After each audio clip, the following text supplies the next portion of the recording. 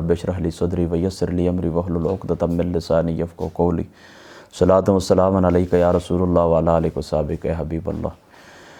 आज इंशाअल्लाह ताला हम हदीस नंबर 24 और हदीस नंबर 25 का मुताला करेंगे और ये इस फसल की आखिरी दो हदीसें हैं।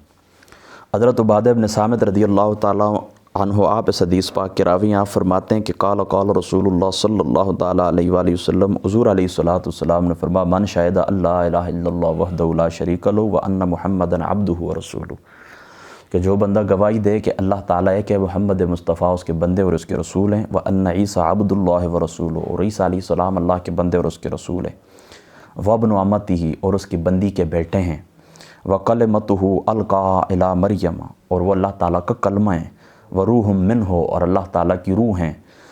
तो फरमाया कि वल जन्नत वन नार हक़्क़ुन, और जन्नत और दोज़ख हक़ के यानी साबित है।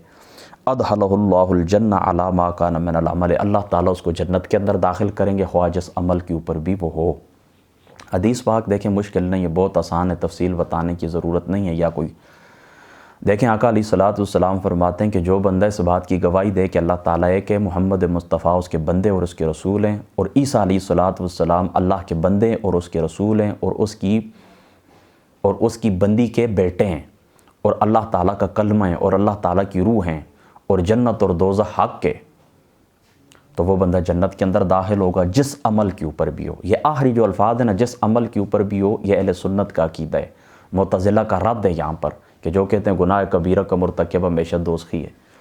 नहीं, गुनाह कबीरा करने वाला यानी देखें ना, जिस अमल के ऊपर भी हो, मुहद्दिसीन फरमाते हैं यानी बाद अमल के ऊपर हो या नेक अमल के ऊपर हो, उसको अल्लाह ताला दाखिल करेंगे जन्नत के अंदर। एक बात ये हो गई। दूसरी बात ये याद रखें कि हुज़ूर अलैहिस्सलातु वस्सलाम ने फरमाया वो गवाही दे कि ईसा अलैहिस्सलाम अल्लाह के बंदे और अल्लाह के रसूल हैं। अल्लाह के बंदे फरमा कर ईसाइयों का रद्द फरमा दिया कि जो ईसा अलैहिस्सलाम को अल्लाह का बेटा मानते हैं, अल्लाह का बंदा नहीं मानते, और रसूल फरमा कर यहूदियों का रद्द फरमा दिया कि जो ईसा अलैहिस्सलाम को अल्लाह का रसूल नहीं मानते। मेरी बात समझ गए ना। और दूसरा जो हुज़ूर अलैहिस्सलातु वस्सलाम ने यह फरमाया कि वो अल्लाह का कलमा है, तो ये इसलिए फरमाया ईसा अलैहिस्सलाम अल्लाह का कलमा है, यानी उनकी पैदाइश असबाब आदिया से हट कर हुई है। यानी जिस तरह माँ बाप के मिलाप से अल्लाह ताला इस नस्ल इंसानी को चलाता है, इस तरह नहीं हुई, बल्कि बग़ैर बाप के अल्लाह ताला की ज़ात अक़दस के अम्र कुन से, यानी कलमा अम्र कुन भी एक कलमा है ना, तो इस वजह से हज़रत ईसा अलैहिस्सलाम को अल्लाह ताला का कलमा कहा जाता है कि अल्लाह ताला ने फरमाया कुन हो जा, तो वो बग़ैर असबाब आदिया के वो पैदा हो गए। हज़रत मरियम अलैहिस्सलातु वस्सलाम के बतन पाक के अंदर आपका अमल ठहरा बग़ैर बाप के, अल्लाह ताला के हुक्म से, अम्र कुन से, बवास्ता जिब्रील अलैहिस्सलातु वस्सलाम। इसलिए आपको अल्लाह ताला का कलमा कहते हैं। और अल्लाह ताला का कलमा आपको इसलिए भी कहते हैं कि आपने पगूड़े के अंदर कलाम किया था, क़ाल इन्नी अब्दुल्लाह आतानियल किताब व जअलनी नबिय्या।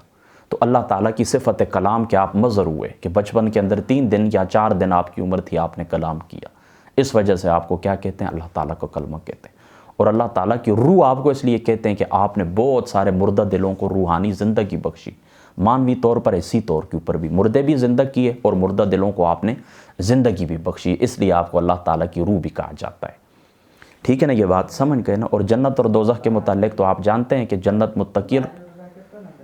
जन्नत मुत्तकी लोगों के लिए तैयार हुई है, और इसी तरीके से जो दोज़ख है तो वो अल्लाह ताला ने फाजिर गुनाहगारों के लिए, कुफारों के लिए अल्लाह ताला ने तैयार की, उनको सज़ा मिलेगी। और जन्नत और दोज़ख दोनों पैदा हो चुके हैं, जन्नत भी इस वक्त मौजूद है और दोज़ख भी इस वक्त मौजूद है। इस बात को आपने याद रखना है। आगे हदीस नंबर 25 ये हज़रत अम्र इब्न आस रज़ियल्लाहु ताला अन्हु आप इस हदीस पाक के रावी फरमाते हैं कि अतैतुन नबी सल्लल्लाहु ताला अलैहि वसल्लम, में हुज़ूर अलैहिस्सलातु वस्सलाम के पास आया, फ़क़ुल्तु उबसुत यमीन कफ़ला उबायो का फ़बसत यमीन फ़क़बित्तु यदै। यानी फरमाते मैं हुज़ूर अलैहिस्सलातु वस्सलाम के पास आया, मैंने कहा अल्लाह ताला के रसूल अपना हाथ आगे करें कि मैं आपकी बैत करूं। हुज़ूर अलैहिस्सलातु वस्सलाम ने अपना हाथ आगे फैलाया तो इन्होंने अपना हाथ वापस खींच लिया, बंद कर दिया। तो हुज़ूर अलैहिस्सलातु वस्सलाम ने फरमाया तूने ऐसा क्यों किया? तो कहने लगे अल्लाह ताला के रसूल मैं एक शरत रखना चाहता हूँ, मेरी शरत ये। हुज़ूर ने पूछा क्या शरत है? कहने लगे मेरी शरत ये कि अल्लाह ताला मुझे बख्श दे। तो हुज़ूर अलैहिस्सलातु वस्सलाम ने फरमाया कि क़ाल अमा अलिमत या अम्र, ए अम्र बिन आस, तू नहीं जानता कि अन्नल इस्लाम यहदिमु मा कान क़ब्लहु, کہ جس وقت بندہ اسلام لاتا ہے تو پچھلا سارا کچھ معاف ہو جاتا ہے۔ وَأَنَّ الْهِجْرَةَ تَهْدِمُ مَا كَانَ قَبْلَهَا، اور جس وقت بندہ ہجرت کرتا ہے دارالکفر سے دارالاسلام کی طرف اپنا ایمان بچانے کے لیے، تو ما کان قبلہ جو کچھ پیچھے ہو چکا ہوتا ہے معاف ہو جاتا ہے۔ وَأَنَّ الْحَجَّ يَهْدِمُ مَا كَانَ قَبْلَهُ، اور جس وقت بندہ حج کرتا ہے تو جو کچھ پچھلے گناہ ہوتے ہیں یہ معاف ہو جاتے ہیں۔ کیا تو یہ نہیں جانتا؟ یعنی کیا مطلب؟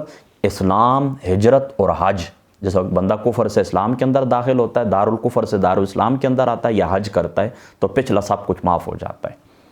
میری بات آپ سمجھ گئے؟ اس حدیث پاک کے راوی کون ہے؟ حضرت عمرو بن العاص رضی اللہ تعالیٰ عنہ۔ آپ رسول اللہ کے صحابی ہیں، جلیل القدر صحابی ہیں، رؤسائے قریش میں سے ہیں، اور بہت ہی ذہین فتین صاحب عقل شخصیت ہیں۔ آپ کی جو زندگی دی، جس وقت آپ کی وفات قریب ہوئی تو آپ رو پڑے۔ آپ کے بیٹے کہنے لگے بابا جان روتے کیوں؟ آپ کو حضور کی صحبت حاصل ہوئی ہے، روتے کیوں؟ آپ کو تو امید کرنی چاہیے۔ تو آپ فرمانے لگے بیٹے میری زندگی کے 3 دور تھے۔ ایک دور وہ تھا جب میں حضور علیہ السلام سے جنگیں کرتا تھا، اور اس وقت حضور علیہ السلام کی ذات اقدس کو ہم ناپسند فرماتے تھے، نعوذ باللہ من ذالک، اس وقت۔ اور پھر دوسرا زمانہ آیا ہے کہ ہم نے اسلام لے آئے ہیں، اب ہمیں حضور علیہ السلام آپ کی ذات اقدس سے زیادہ محبوب کوئی شخصیت، کوئی مال نہیں تھا۔